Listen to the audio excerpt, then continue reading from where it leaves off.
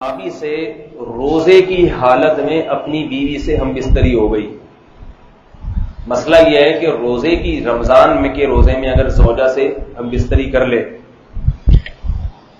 مکمل ہم بستری اگر ہو نا، پھر کفارہ ہوتا ہے۔ تو 60 روزے رکھنا لازم ہے۔ سمجھ رہے کتنے روزے؟ 60 روزوں کی طاقت اگر نہیں ہے، مثلا کوئی بوڑھا ہے بیمار ہو جائے گا، تو پھر وہ 60 مسکینوں کو 2 ٹائم کا کھانا کھلائے۔ ایک صحابی سے یہ کام ہو گیا، نبی صلی اللہ علیہ وسلم کے پاس آئے، یا رسول اللہ، اور بڑا دلچسپ واقعہ ہوا کہ میری زوجہ جو تھی وہ کہیں جا رہی تھی تو ان کی پنڈلی نظر آ گئی اور میں بالکل بے قابو ہو گیا۔ یہاں تھوڑی سی حیا کے خلاف بات ہے، لیکن ایک بات بتا دوں، یہ جو انٹرنیٹ پر بیہودہ چیزیں دیکھتے ہیں نا آج کل لوگ، فلمیں، فحش، اس سے سب سے بڑا نقصان پتہ ہے کیا ہوتا ہے؟ انسان کی اپنی بیوی کی طرف رغبت کم ہو جاتی ہے۔ اس نے اتنے ڈیزائن دیکھ لیے ہیں کہ اب اس کو اپنی بیوی پھیکی سی معلوم ہوتی ہے، بیزار ہوتا ہے کہ اللہ کرے ایک ٹرک کے نیچے آ کے مر جائے۔ بچوں کی ماں ہونے کی وجہ سے تو تھوڑا خیال کر رہا ہوتا ہے، لیکن جو ایک اللہ نے مرد کی عورت کی طرف رغبت رکھی ہے میاں بیوی میں، تو ایک بہت بڑی وجہ یہ بھی ہوتی ہے، وہ رغبت ختم ہو جاتی ہے۔ یہ اس آدمی کو دنیا میں عذاب ملتا ہے جو حرام کاریوں میں اپنی نگاہوں کو برباد کرتا ہے۔ اس کی مثال ہے، آپ باہر جائیں اور کبھی بہاری بوٹی کے قریب سے گزر رہے، کبھی شامی کباب، اتنی خوشبوئیں آ کے گھر کی دال اچھی لگے گی آپ کو؟ ہے بھائی؟ اور آپ کے پاس وہ پیسے ہیں نہیں اتنی بوٹیاں خریدنے کے، تو بہتر نہیں ہے کہ آپ ایسے ہوٹلوں کے قریب سے گزرے ہی نہیں، آپ کے ناک میں خوشبو ہی دال کی جائے تو آپ کو وہ دال اچھی لگے گی، پھر اس دال کھانے میں وہ مزہ آئے گا آپ کو جو ایک امیر آدمی کو کباب کھانے میں آتا ہے مزہ۔ تو حرام کاری کرنے والے آدمی کا گھر تباہ ہو جاتا ہے، کیونکہ اس کو اپنی بیوی کی طرف رغبت نہیں رہتی۔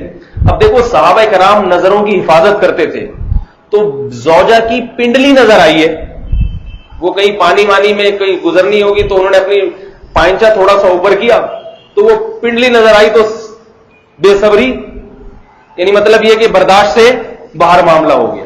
تو یہ کتنی رغبت تھی، آج ہے کوئی؟ اس نے اتنا کچھ انٹرنیٹ پر، ٹیلی ویژن پر ننگی فلمیں اور فحش چیزیں اور ایسے ایسے چہرے اس نے دیکھ لیے کہ اب اس کو اپنی بیوی پسند ہی نہیں آتی، تبھی گھر برباد ہو رہے ہیں، ادھر ادھر منہ کالا کرتا ہے، عورتیں پریشان ہیں، اتنی خواتین کے فون آتے ہیں اپنے شوہروں کے بارے میں کہ موبائل میں درجنوں لڑکیوں کے نمبر ہیں، لڑکیوں سے فحش باتیں، لڑکیوں سے دوستیاں۔ مجھے یہ بات بتاؤ، یہ جوانی کب تک برقرار رہے گی؟ کل تمہارے بچوں کو پتا چلے گا نا ہمارا باپ ایسا تھا، بچہ بھی یہی حرکتیں کرے گا۔ سمجھ میں آ رہی ہے بات؟ بچہ کیا کرے گا؟ بچہ بھی یہی کچھ کرے گا، اور پھر ایسا بچہ بڑھاپے میں اپنے باپ کی خدمت نہیں کرے گا، یہ بتا دوں آپ، وہ عیاشی کرے گا، عیاشی کہے گا ابا کو اولڈ سینٹر میں داخل کرو، یہ ٹینشن ہے میرے لیے۔ تو اس لیے اپنے گھروں کو پاکیزہ بناؤ۔ اور خواتین کو میں ایک نصیحت کرتا ہوں، اگر آپ کے شوہر سے اس قسم کی کچھ فحش حرکتیں ہوتی ہیں، خدا کے لیے قیامت تک بھی اپنے بچوں کو اس پر مطلع نہ ہونے دیں۔ عورتیں پیٹ کی ہلکی ہوتی ہیں، شوہر کی ساری باتیں اپنے خاندان میں کر دی، اس کی عزت کا جنازہ نکال دیا۔ اب شوہر بعد میں بعض دفعہ توبہ کر لیتا ہے، وہ توبہ تو کرتا ہے مگر اس کے خاندان میں وہ ذلیل ہو گیا، اور خاندان والے اس کے اولاد کو بتا دیتے ہیں یہ ساری باتیں۔ جب اولاد کے دل میں باپ کے بارے میں یہ خیال آ گیا کہ ہمارا باپ بیہودہ ہے، فحش ہے، تو اب یاد رکھو پھر وہ اولاد اپنے باپ کو کبھی بھی باپ نہیں مانے۔ اس سے نقصان کس کا ہوگا؟ اولاد کا بھی نقصان ہے اس میں۔ باپ تو جیسا بھی اس کی بزرگی دل میں ہونی چاہیے۔ تو صحابی نے کیا فرمایا کہ میں بے قابو ہوا اور مجھ سے یہ حرکت ہو گئی۔ تو رسول اللہ صلی اللہ علیہ وسلم نے ارشاد فرمایا کہ 60 روزے رکھو۔ کتنے؟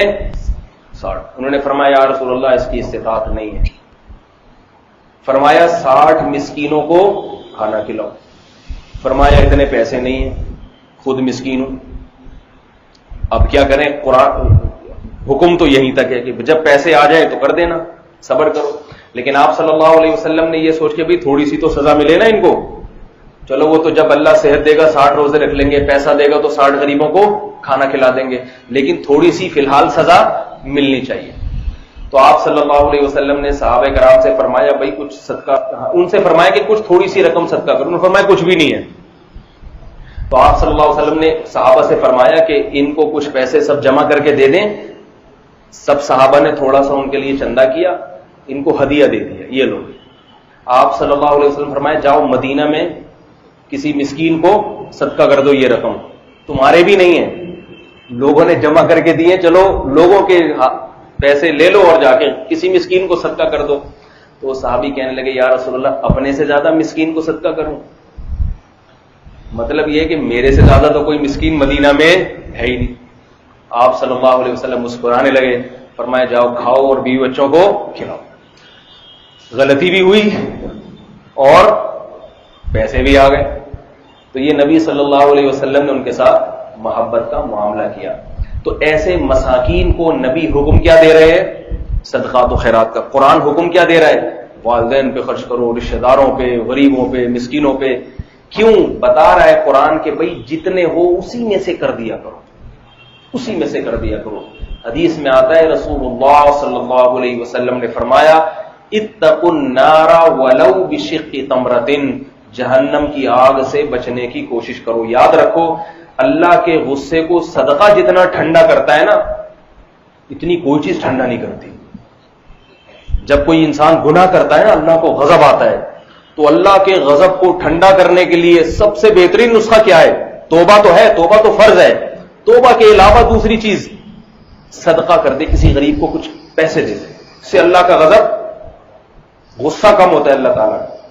تو آپ صلی اللہ علیہ وسلم نے فرمایا جہنم کی آگ سے بچنے کی کوشش کرو صدقے کے ذریعے. اور فرمایا اگر پیسے نہیں ہیں، غریب ہو، بشق تمرۃ، کھجور لو، کھجور کھانے کے لیے کھجور ہے نا، اس کے 2 ٹکڑے کرو، ایک خود کھا لو، آدھا ٹکڑا کسی غریب کو صدقہ کرو. اس آدھے ٹکڑے سے اللہ تمہیں جہنم کی آگ سے بچائے گا، آدھے ٹکڑے کی وجہ سے. تو یہ جس غریب کے پاس یہی ہو، ایسا نہ ہو کہ میں اور آپ کی کھجوریں لے کے چٹانا شروع کرتے ہیں غریبوں کو کہ بھئی آدھے ٹکڑے سے ہوتا ہے. ہم اور آپ کو اللہ نے بہت اچھی حیثیت دی ہے، ہمیں تھوڑا سا زیادہ خرچ کر دینا چاہیے. اور خرچ کرنے سے مال بڑھتا ہی ہے. آج تک کسی کا مال کم نہیں ہوا. اللہ کے نبی صلی اللہ علیہ وسلم نے فرمایا کہ صدقہ کرنے سے کبھی بھی مال کم نہیں ہوتا. اور قرآن میں بھی اللہ نے فرمایا کہ یمحق اللہ الربا ویربی الصدقات، اللہ سود کو گھٹاتا ہے. سود خور ہمیشہ روتا ہوا نظر آئے گا، پیسے ہی نہیں ہے، پیسے ہی نہیں ہے، ہر وقت مانگتا ہوا نظر آئے گا. دولت ہو کے بھی اس کا دل تنگ. اور آپ صلی اللہ قرآن مجید میں اللہ نے فرمایا ویربی الصدقات، صدقات کو اللہ کیا کرتے ہیں؟ بڑھاتے ہیں. دنیا میں بھی بڑھاتے ہیں، آخرت میں بھی بڑھاتے ہیں. تو کہاں سے کہاں بات چلی گئی؟ کیا بات کر رہا تھا میں؟ جی ہاں، مساکین پہ، میں بھکاریوں کی بات کر رہا تھا کہ بھائی ایسے غریبوں پہ خرچ کرنے کی عادت ڈالیں جو لوگوں سے مانگتے نہیں ہیں، خود جا جا کے ان کو دیں. اور پھر ان میں دیکھیں جو لالچی ہے، دیکھو اتنے پیسے تو کسی کے پاس نہیں ہیں کہ ساری دنیا کے سارے انسانوں کو دیتے، دینا تو محدود لوگوں کو ہے. تو جو لالچی ہے اور جو لالچی نہیں ہے، 2 آدمی نظر آئے تو جو لالچی نہیں ہے اس کو ترجیح دے دیا کریں. سمجھ رہے ہیں بات؟ البتہ مانگنے والے کو دینا بھی جائز ہے اگر وہ مستحق ہو. آپ سمجھتے ہیں کہ واقعتاً اس کو ضرورت ہے، پھر مانگ رہا ہے، کیونکہ ہر ایک میں ایک جیسا توکل نہیں ہوتا. بعض میں تو اللہ نے ایسا توکل دیا ہے بھوک سے مر جائیں گے مگر کسی کے سامنے ہاتھ نہیں پھیلائیں گے. اور بعض بیچارے کمزور ہوتے ہیں، وہ مانگ لیتے ہیں. اگر آپ سمجھتے ہیں کہ مانگنے والا ہے، مستحق ہے، اس کو بھی دے سکتے ہیں. میں صرف ترجیح کی بات کر رہا ہوں. ابھی رمضان آ رہا ہے تو بہت سے لوگ زکاتیں مانگتے پھریں گے، ہائے ہمارا یہ مر گیا، ہمارا یہ ہو گیا، ہمارا یوں ہو گیا، تو ہمارا یوں ہو گیا. اور سارے خرچے ان کے گھر کے ماشاءاللہ بہت اچھی طریقے سے چل بھی رہے ہوتے ہیں. بچے سٹی اسکول میں پڑھ رہے ہیں، ان کی فیس کے لیے زکات چاہیے. ایک بچے کی 6-6 ہزار فیس ہے، ان کی فیسیں پوری نہیں ہوئی، اس کے لیے کوئی اللہ للہ فی اللہ کوئی ہمیں زکات دے دے. حالانکہ جس کے بچے سٹی اسکول میں پڑھ رہے ہیں، میں سمجھتا ہوں اس کو چاہیے کہ وہ غریبوں کو زکات دے. آپ کے پاس اتنا پیسہ ہے تبھی تو اتنی اسکول میں پڑھا رہے ہو آپ. تو یہ جو ہے نا اس طرح سے کرنا چاہیے. تو خادموں کے ساتھ حسن سلوک کیا ہوا کہ رمضان میں ان خادموں کو، رمضان کیا نہیں تو کسی بھی مہینے میں، ان کو جتنی اجرت بنتی ہے وقت سے پہلے دے دیں، جتنی بنتی ہے اس سے تھوڑی سی زیادہ دے دیں. اور رمضان میں خاص طور پر نبی صلی اللہ علیہ وسلم نے حکم دیا ہے کہ مزدوروں اور خادموں سے پر رحم کیا جائے، ان سے کام کم لیا جائے. بہت سے کمپنیوں کے مالکین ایسے بدبخت ہیں کہ وہ رمضان میں شرط لگاتے ہیں کہ مزدور کو روزہ رکھنے کی اجازت نہیں، کیونکہ وہ کہتے ہیں روزہ رکھ کے کام کم کرے گا. اس حرام خور کو معلوم نہیں ہے کہ رزق دینے والا کون ہے؟ اللہ ہے. بعض نماز نہیں پڑھنے دیتے کہ نماز پڑھے گا نا تو یہ کمپنی کا نقصان ہوگا. اس یہ بڑی بدبختی کی بات ہے.